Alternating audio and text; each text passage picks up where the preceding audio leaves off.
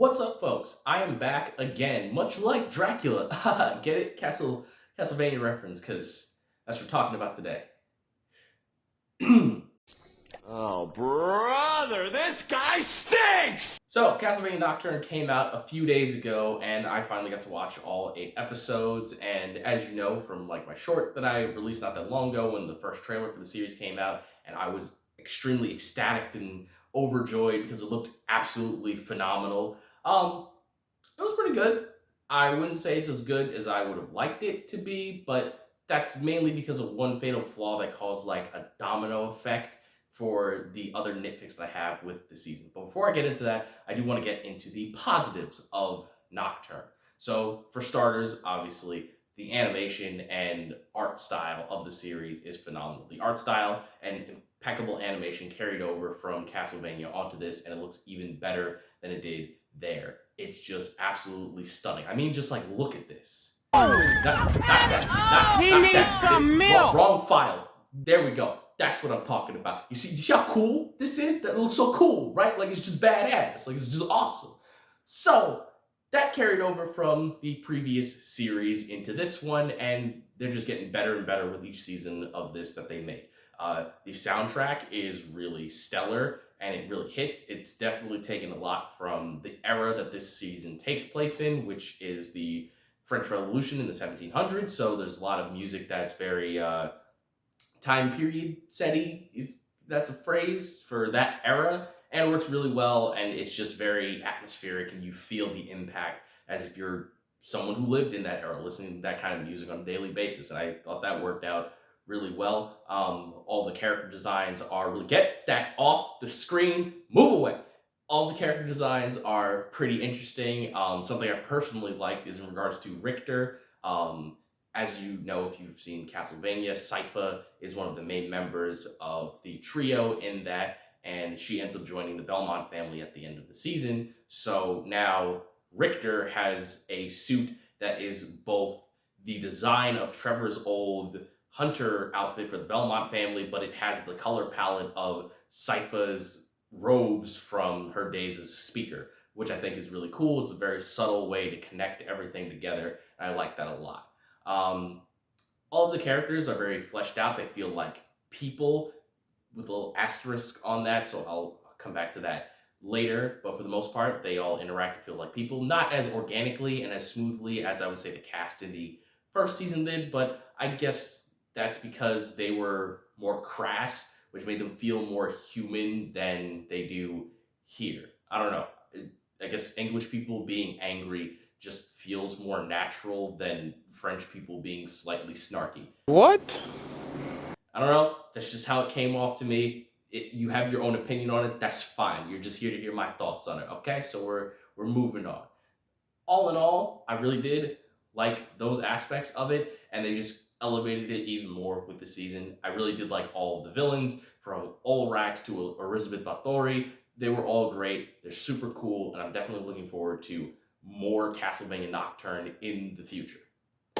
Now on to the problem that I feel was a detriment to this season. So, Castlevania Nocturne feels more like season 5 of Castlevania rather than the first season of a sequel series on its own. It kind of has the same problem that the MCU currently has with its phases following Phase 3 and Endgame. Now, I know that sounds a little weird, so just give me a second and I'll explain so everything makes sense. Using the MCU as an example, when Endgame happened, that was supposed to be the final chapter. That was the end of the franchise. But Disney and Marvel kept it going, and they didn't have a clear plan. And they also wanted to keep everything on the same scale as Endgame. So, we got our Spider-Mans and Doctor Stranges and Ant-Mans, and all these movies are made to be the same scale as Avengers Endgame when they shouldn't be, and they didn't know what they were going to go for with it. So you're watching it like, okay, this is like a lot of stuff happening and it's really crazy, but it doesn't exactly feel like it's going anywhere, and it's not impacting me the way that I want it to. And that's exactly the same problem with Castlevania Nocturne, is that the threat in Nocturne feels like an elevated threat from what we had in season 4 of Castlevania. But this isn't season 5. This is the first season of a sequel series. We don't need the threat to be elevated because this is a new series. You're going to have people that didn't see the original series that are coming into this series, and they're going to walk into a vampire trying to harness the power of God to black out the sun. That is a very bold antagonist for a first season of a show. Now, if it was a 5th season of Castlevania, that makes sense, because the 4th season of Castlevania dealt with, like, armies of vampires and a cabal and night creatures and resurrections from hell. So, like, this is a good elevation of threat for a 5th season of that. But that's not what this is. Comparatively speaking, the first season of the original Castlevania is 4 episodes long, and the biggest threat that our characters had to face was a bunch of monsters attacking a singular town. That was the biggest threat that they had to deal with, which gave us a lot of time to meet and interact with our main characters, to learn about the core trio that we were going to follow throughout the entire 4-season tenure of that series. Adversely, Nocturne, we're introduced to about 5 main characters, 3 of them being the core trio that we know for sure are going to follow throughout the whole series.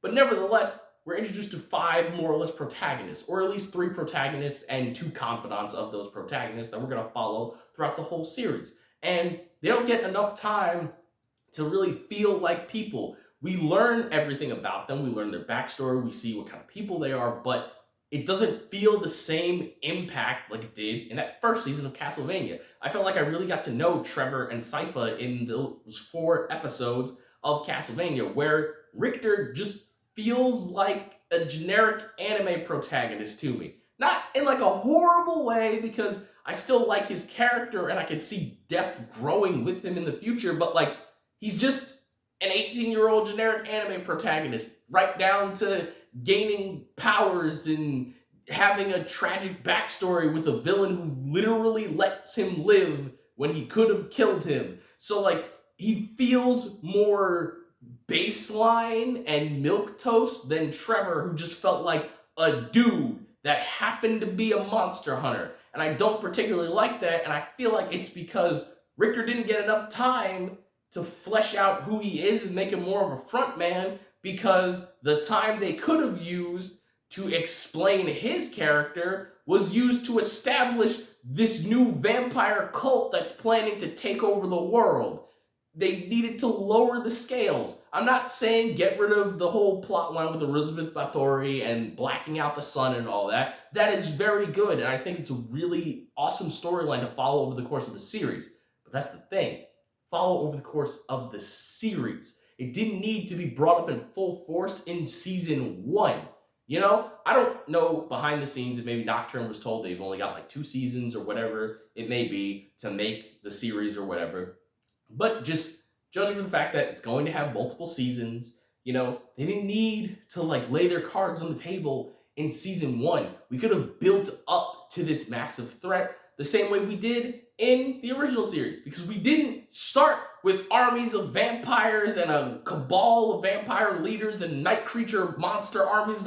We didn't start there. We started with just a small town with a bunch of monsters attacking it, and then we grew the series from there. Nocturne needed to start from that level, which it can't really now since it already jumped the shark, but I'm hoping that in later seasons, now that they've already jumped the shark, they can slow down a bit, have the characters interact with each other more, have more slower paced scenes to like, you know, connect with everyone, give us more insight on the characters and who they are and how they feel, and then deal with the greater threats ahead.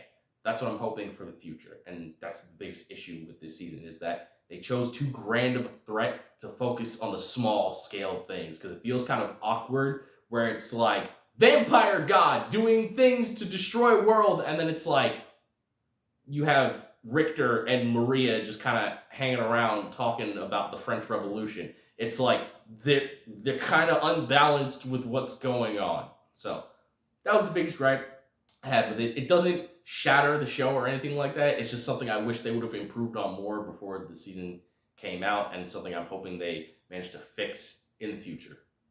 And like I said earlier, I still really like the show, and I will be looking forward to a future season.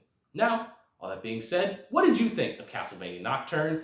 Did you like my review and my thoughts on it? I tried to keep it as non-spoilery as possible, so I hope you guys appreciated that if you're someone who hasn't seen the series. Nevertheless, I'm the innocent villain. Remember, folks, you're innocent to villains, and I'll catch you next time.